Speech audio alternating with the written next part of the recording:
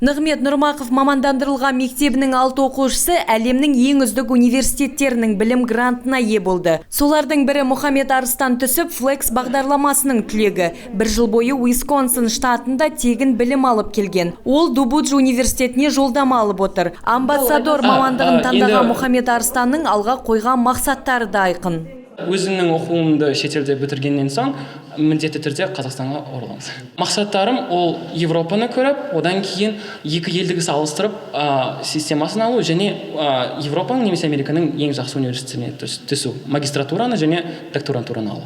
Грант иегері Айжан Рахтаева Америкадағы ең үздік жоғарғы оқу орындарының бірін таңдап отыр. Жастайынан тарихты сүйіп оқыған жас түлектің болашақ мамандығы халықаралық қатынастар.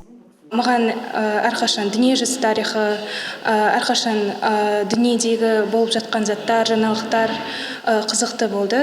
Ол жерде тек қана академиялық жағынан емес, өзімнің жеке басымның мақсаттарымен, өзімнің жеке басымның тұлға ретінде әрқарай дамуын күтемін.